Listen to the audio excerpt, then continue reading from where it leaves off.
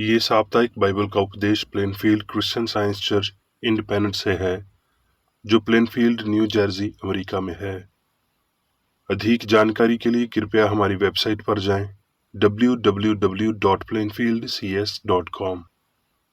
आपके अध्ययन के लिए ये पाठ रविवार 26 जून 2022 के लिए है। विषय क्रिश्चियन साइंस, स्वर्णपथ, यिर्मयाह। हे यहोवा, मुझे ठीक कर, तब मैं ठीक हो जाऊंगा। मुझे बचा, तब मैं बच जाऊंगा, क्योंकि मैं तेरी ही स्तुति करता हूँ। उत्तरदायी अध्ययन, भजन संहिता। यहोवा की स्तुति करो, क्योंकि अपने परमेश्वर का भजन गाना अच्छा है, क्योंकि वो मन भावना है। उसकी स्तुति करना मन भावनीय है। यहोवा यरूशलेम को बसा रहा है। वो निकाले हुए इस्राएलियों को इकट्ठा कर रहा है। वो खेदित मन वालों को ठीक करता है और उनके शोक पर मरहम पट्टी बांधता है। वो तारों को गिनता और उनमें से एक एक का नाम रखता है। हमारा प्रभु महान और अति समर्थी है। उसकी बुद्धि अपरंपार है। धन्यवाद करते हुए यहोवा का गीत गाओ। वीणा बजाते हुए हमारे परमेश्वर का भजन गाओ। पाठ उपदेश बाइबल में से भजन संहिता। हे मेरे मन, यहोवा को धन्य कह, और जो कुछ मुझ में है वो उसके पवित्र नाम को धन्य कहे। हे मेरे मन, यहोवा को धन्य कह, और उसके किसी उपकार को ना भूलना। वही तो तेरे सब अधर्म को क्षमा करता और तेरे सब रोगों को चंगा करता है। वही तो तेरे प्राण को नाश होने से बचा लेता है और तेरे सर पर करुणा और दया का मुकुट बांधता है। वही तो तेरी लालसाओं को उत्तम पदार्थों से तृप्त करता, जिससे तेरी जवानी उकाब के नियन हो जाती है। राज्य।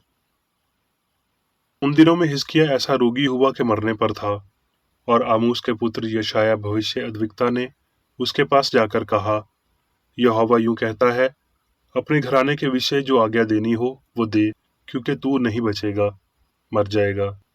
तब उसने भीयत की ओर मुंह फेर कर यहोवा से प्रार्थना करके कहा, हे यहोवा, मैं विनती करता हूँ, स्मरण कर कि मैं सच्चाई और खरे मन से अपने को तेरे सामुख जानकर चलता आया हूँ, और जो तुझे अच्छा लगता है वही मैं करता आया हूँ।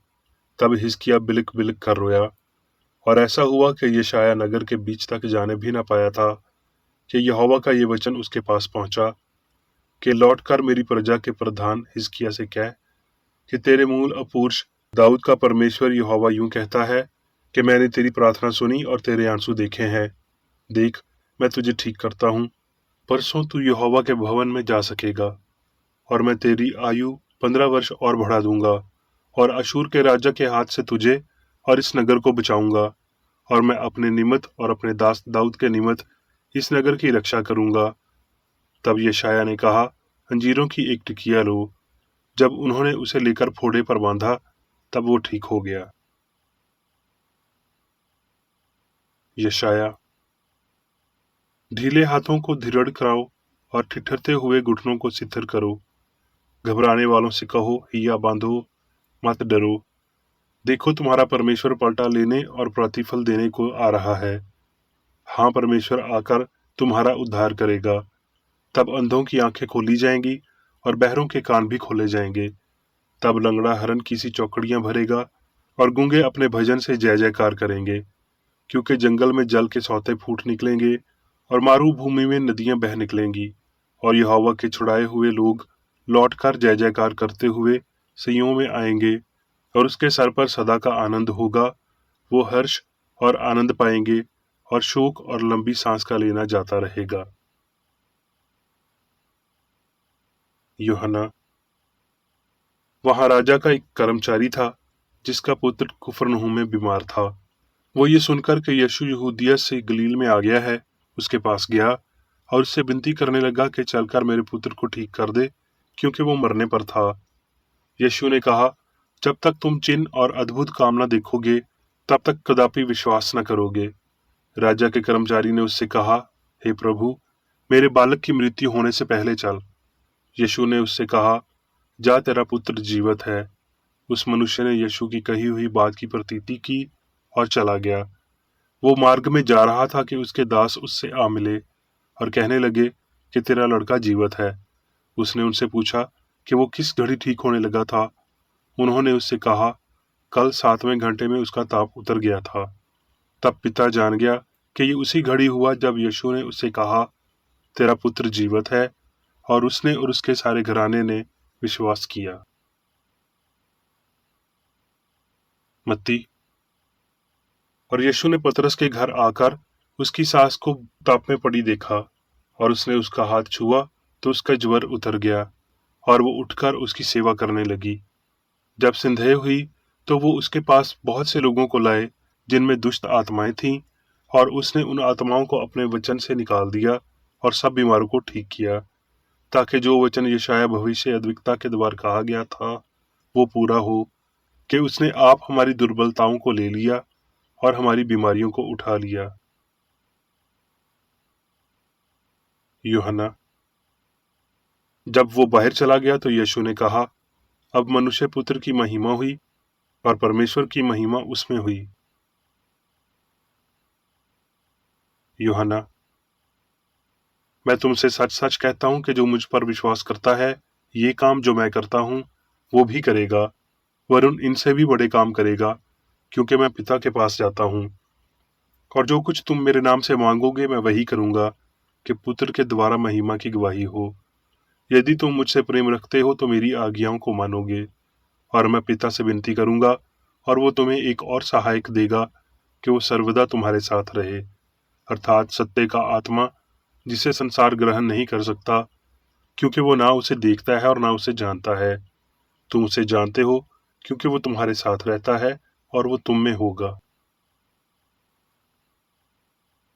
प्रकाशित वाक्य। फिर मैंने एक और बलि स्वर्गदूत को बादल ओढ़े हुए स्वर्ग से उतरते देखा। उसके सिर पर मेघधनुष था, और उसका मुंह सूर्य का सा, और उसके पांव आग के खंभे के से थे, और उसके हाथ में एक छोटी सी खुली हुई पुस्तक थी। उसने अपना दाहिना पांव समुद्र पर और बायां पृथ्वी पर रखा, और ऐसे बड़े शब्द से चिल्लाया जैसे सिंह गरजता है। और जिस शब्द करने वाले को मैंने स्वर्ग से सुना था, वो फिर मेरे साथ बातें करने लगा कि जा, जो स्वर्गदूत समंदर और पृथ्वी पर खड़ा है उसके हाथ की खुली हुई पुस्तक ले ले। और मैंने स्वर्गदूत के पास जाकर कहा, ये छोटी पुस्तक मुझे दे। और उसने मुझसे कहा, ले, इसे खा ले, और ये तेरा पेट कड़वा तो करेगी, पर तेरे मुंह में मधु सी मीठी लगेगी। सो मैं वो छोटी पुस्तक स्वर्गदूत के हाथ से लेकर खा गया।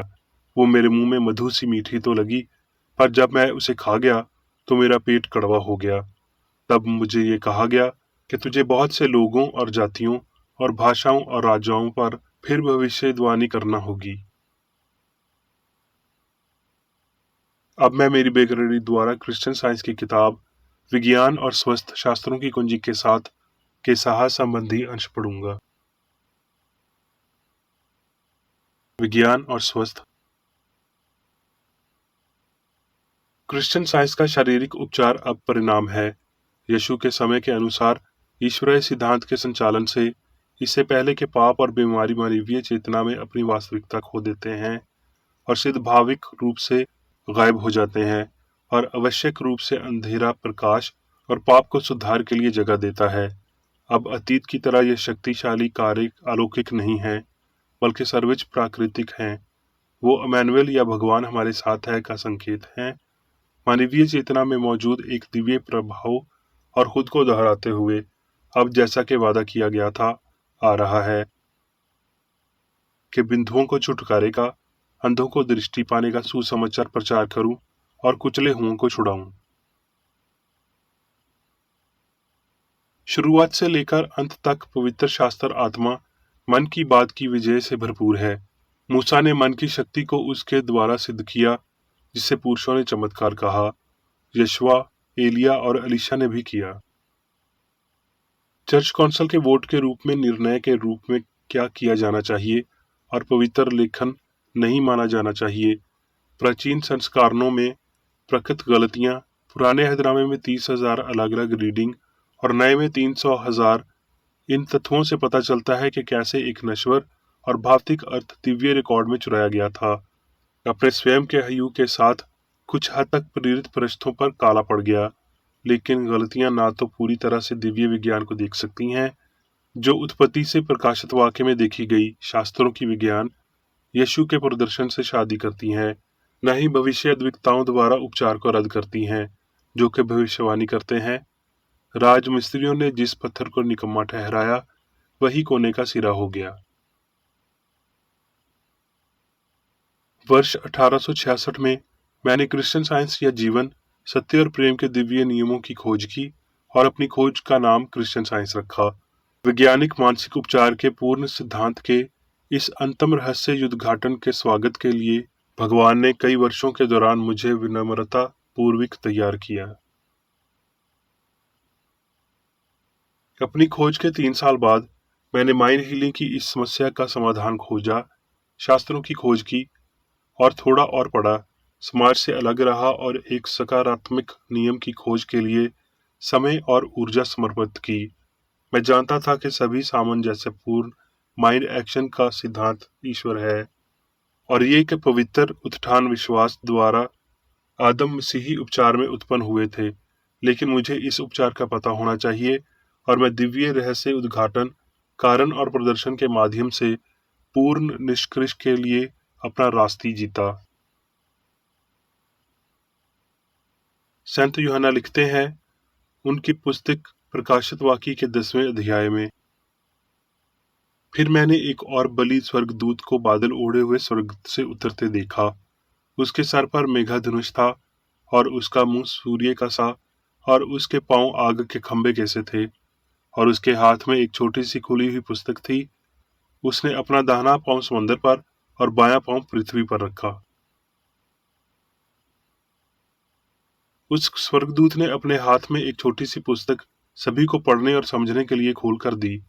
क्या इसी पुस्तक में ईश्वरीय विज्ञान के रहस्य उद्घाटन दाहिने पैर पर या मुख पर शक्ति है जो समुद्र पर थी? प्राथमिक अव्यक्त त्रुटि, सभी त्रुटि के दृश्य रूपों का स्रोत। देवदूत का बायां पैर पृथ्वी पर था, अर्थात दृश्य त्रुटि और शर्वे पाप पर एक दिव्यात्मिक शक्ति का प्रयोग किया गया था। वैज्ञानिक चिंतन की दबी हुई आवाज महाद्वीप और महासागर से लेकर जगत के अनंत तक पहुंचती है। सत्य की ईश्वरी आवाज मानव मन के लिए है। जब एक शेर दहाड़ता है, ये रेगिस्तान में और भय के अंधेर स्थानों में सुनाई देती है। ये बुराई की 7 आवाजें पैदा करती है और गुप्त अव्यवस्थाओं पर दयापासन उच्चारण करने के लिए उनकी अव्यक्त ताकतों को रोकती है। तब सत्य की शक्ति प्रदर्शित होती है और त्रुटि के विनाश में प्रकट की जाती है। फिर सिद्धभाव की रोने जैसी एक आवाज होगी, जाओ और छोटी किताब ले जाओ, इसे खा लो और ये तेरा पेट तो कड़वा करेगी पर तेरे मुंह में मधु सी मीठी लगेगी। नश्वर स्वर्गीय सुसमाचार का पालन करते हैं। दिव्य विज्ञान को लें, इस किताब को शुरू से आखिर तक पढ़ें, इसका ध्यान करें, इसका पालन करें। ये वास्तव में पहले स्वाद में मीठी होगी जब ये आपको ठीक करती है, लेकिन अगर आपको इसका पाचन कड़वा लगता है तो इस पर बुड़बुड़ाना नहीं। सत्य की हीलिंग पावर को एक अभूतपूर्व प्रदर्शनी की बजाय एक स्थायी शाश्वत विज्ञान के रूप में वैज्ञानिक रूप से प्रदर्शित किया जाता है। इसका प्रकट होना पृथ्वी पर शांति, पुरुषों के प्रति सद्भाव के सुसमाचार का आना है। ये आ रहा है जैसा कि मास्टर द्वारा वादा किया गया था। इसकी स्थापना पुरुषों के बीच एक स्थायी वितरण के रूप में है, लेकिन क्रिश्चियन साइंस का मिशन अब जैसा कि इसके पहले के प्रदर्शन के समय में था, मुख्य रूप में शारीरिक उपचार में से एक नहीं है।